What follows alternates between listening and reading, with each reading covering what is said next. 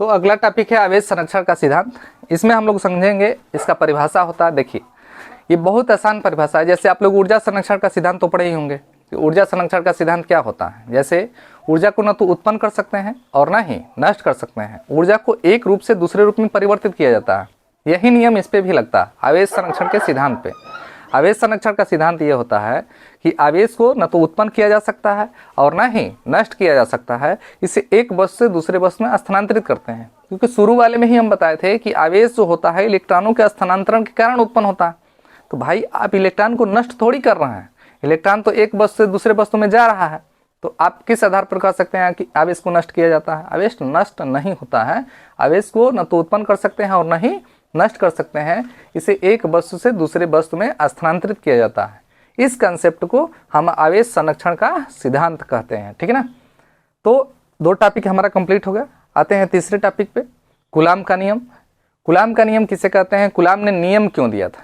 देखिए कूलाम ने नियम दिया था वैद्युत बल के लिए। सबसे पहले तो ये समझिए कि यदि दो बिंदु आवेश हैं, समझिए इसको बढ़िया से, यदि यहाँ पर दो बिंदु आवेश हैं, यहाँ पर हम मान लेते हैं ये है Q1 और ये है Q2।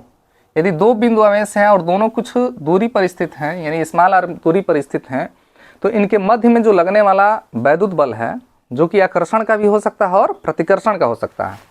आकर्षण का कब होगा? जब आप लोग को मालूम होगा कि आकर्षण का तब होगा जब ये विपरीत आवेश होगा, और प्रतिकर्षण का तब होगा जब ये दोनों समान आवेश होंगे। तो इनके बीच में कितना बल लगेगा और कैसा बल लगेगा, इसके लिए कूलाम ने नियम दिया था। तो उसने ये बोला था कि दो बिंदु आवेशों के मध्य लगने वाला जो वैद्युत बल होता है वह उन आवेशों के मात्राओं के गुणनफल के अनुक्रमानुपाती होता है। यानी दो आवेशों के मध्य लगने वाला जो वैद्युत बल है इन आवेशों के मात्राओं के गुणनफल के अनुक्रमानुपाती होता है, तथा इनके जो बीच की दूरी होती है, इनकी बीच की दूरी के वर्ग के व्युत्क्रमानुपाती होता है। बहुत कह दिया जाए तो बहुत शानदार ये सूत्र हो, क्योंकि इसी सूत्र से लगभग अधिकांश जो आगे के डेरिवेशन है सब इसी सूत्र से किए जाते हैं। ठीक है। तो आइए इसको ध्यान से समझिए। कूलाम ने यह बोला था कि दो बिंदु आवेशों के मध्य लगने वाला वैद्युत बल दोनों आवेशों के मात्राओं के गुणनफल के अनुक्रमानुपाती होता है तथा उनके बीच की दूरी के वर्ग के व्युत्क्रमानुपाती होता है।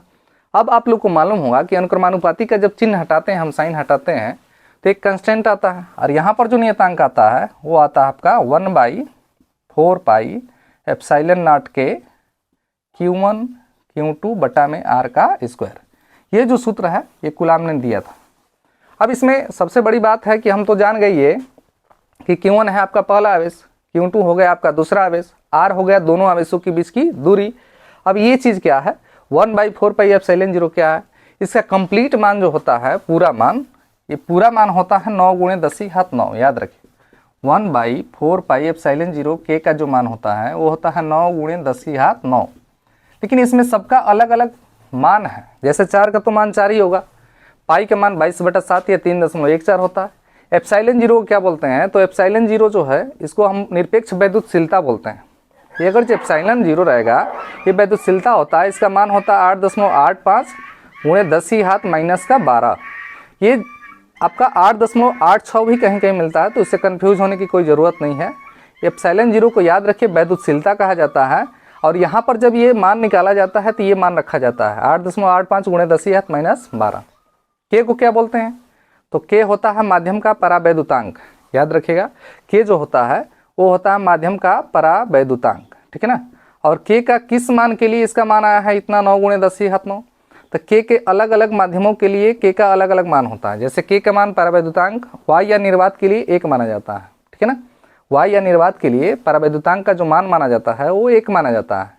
तो 4 का मान 4 ही रखना है, पाई का मान 3.14 रखना है, एप्सिलॉन 0 का मान आपका 8.85 × 10⁻12, और के का जब मान y या निर्वात के लिए 1 रखेंगे, पूरा जब इसको हल किया जाएगा तो आपका उत्तर आ जाएगा आपका 9 × 10⁻9। ठीक है ना।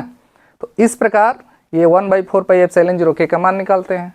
Q1 और Q2 का मान आपको देता है, R का मान देता है, इसका मान इतना होता है। उसके बाद आप आसानी से वैद्युत बल का मान निकाल सकते हैं। ठीक है ना। उसके बाद आगे पढ़ना हम लोग को वैद्युत क्षेत्र की तीव्रता क्या होता है। चलिए तो अगले टॉपिक में देखते हैं कि वैद्युत क्षेत्र की तीव्रता किसे कहते हैं। देखिए तो बहुत आसान है और लगभग इम्पोर्टेंट भी है, क्योंकि कई बार इसका मात्रक पूछ देता है, उसके बाद इसका सूत्र भी पूछ देता है, न्यूमेरिकल इस पे छोटे छोटे आते हैं। आइए देखते हैं वैद्युत क्षेत्र की तीव्रता क्या होता है।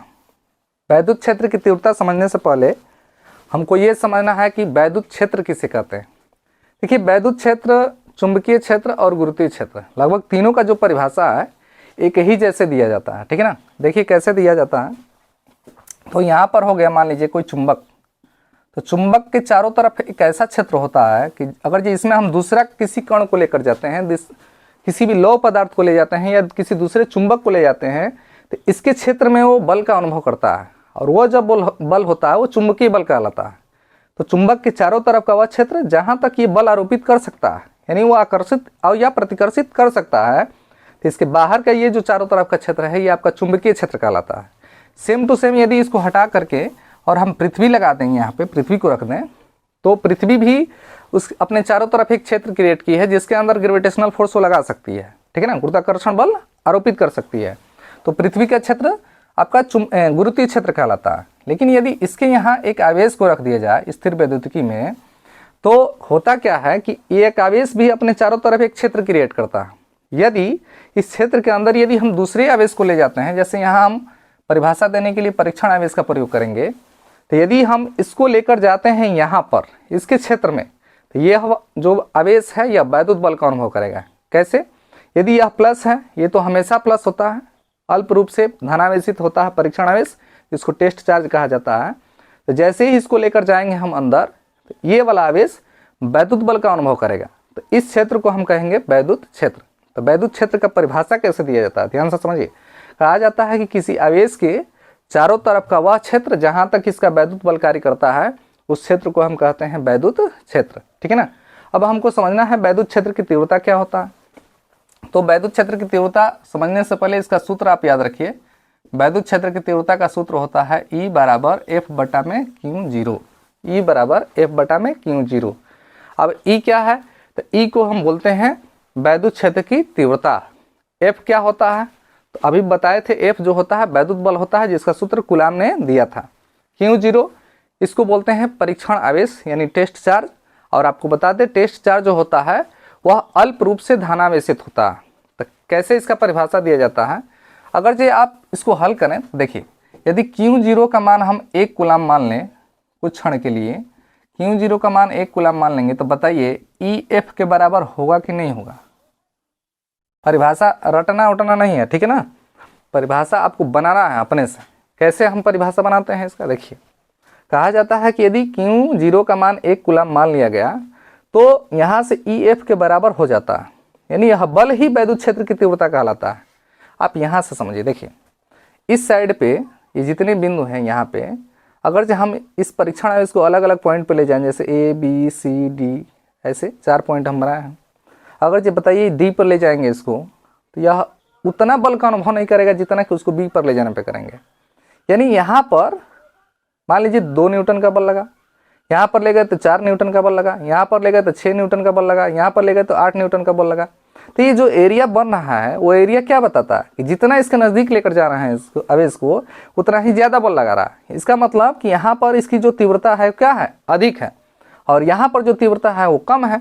यहाँ पर और जाएंगे तो इसकी तीव्रता कम हो जाएगी, एरिया से बाहर चले जाएंगे तो बल आरोपित ही नहीं करेगा। इसका मतलब कि वहाँ पे तीव्रता कुछ है ही नहीं है, इस क्षेत्र की तीव्रता यहाँ पे शून्य है।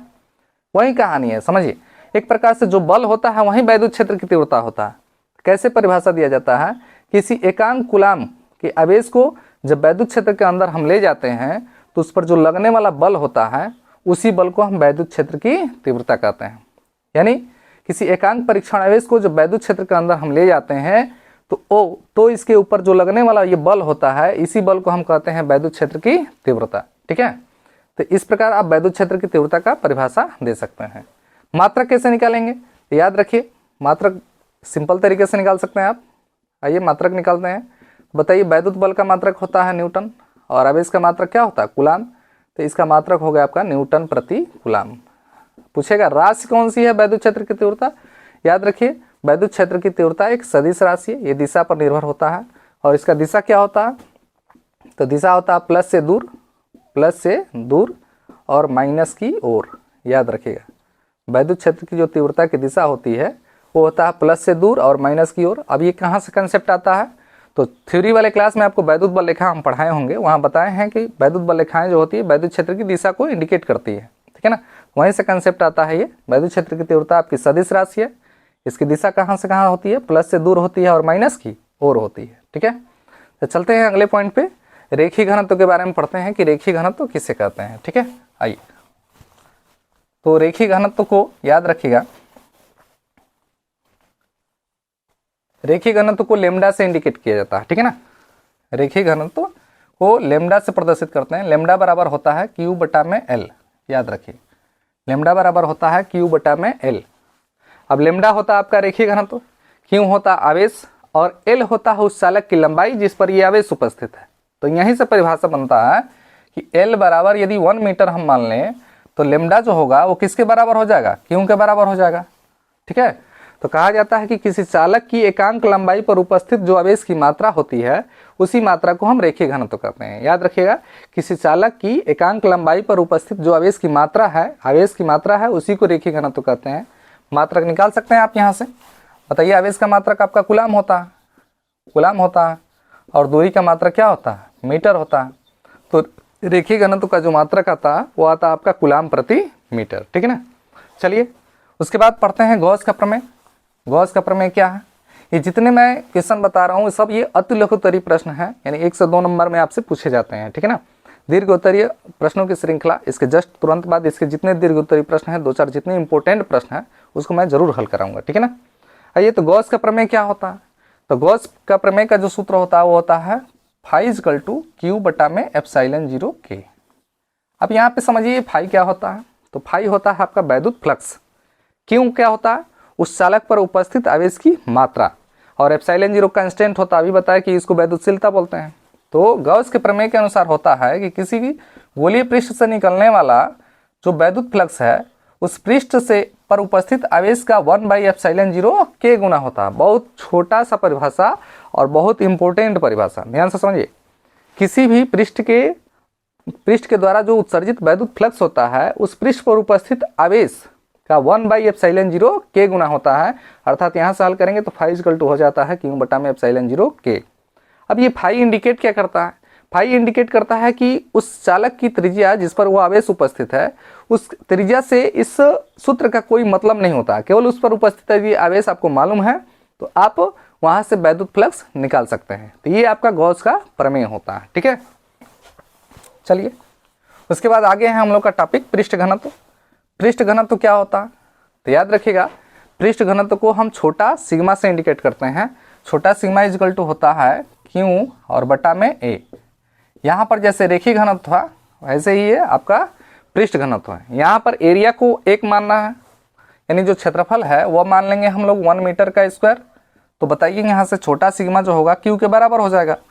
ठीक है, छोटा सिग्मा आपका क्यू के बराबर हो जाएगा।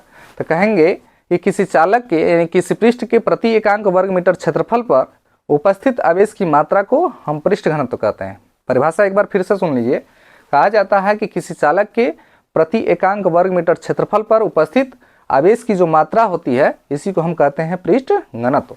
उसके बाद इसका मात्रक आप निकाल सकते हैं। आवेश का मात्रक क्या होता है, कूलाम, और ये क्षेत्रफल है तो इसका मात्रक हो जाता है मीटर का स्क्वायर। तो पृष्ठ घनत्व का मात्रक होता है कूलाम प्रति मीटर का स्क्वायर।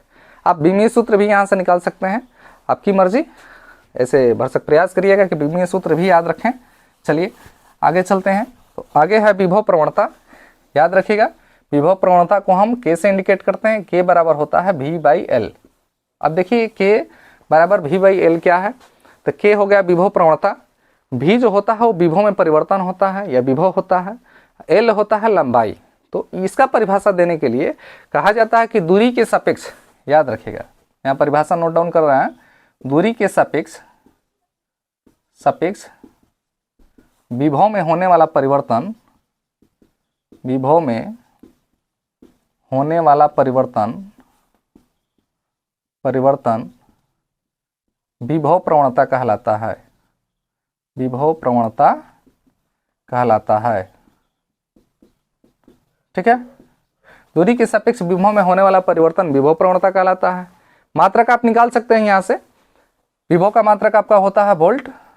ठीक है, उसके बाद दूरी का मात्रक होता है मीटर, तो विभव प्रवणता का मात्रक याद रखिएगा होता है वोल्ट प्रति मीटर।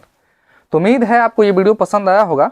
यदि आपको वीडियो पसंद आया है तो प्लीज़ इसे लाइक कीजिएगा, अधिक से अधिक शेयर कीजिएगा, और चैनल पर नए हैं तो सब्सक्राइब कर लीजिएगा। मिलते हैं अगले वीडियो में, तब तक देखते रहिए आप लोग का अपना channel study with Rakesh sir.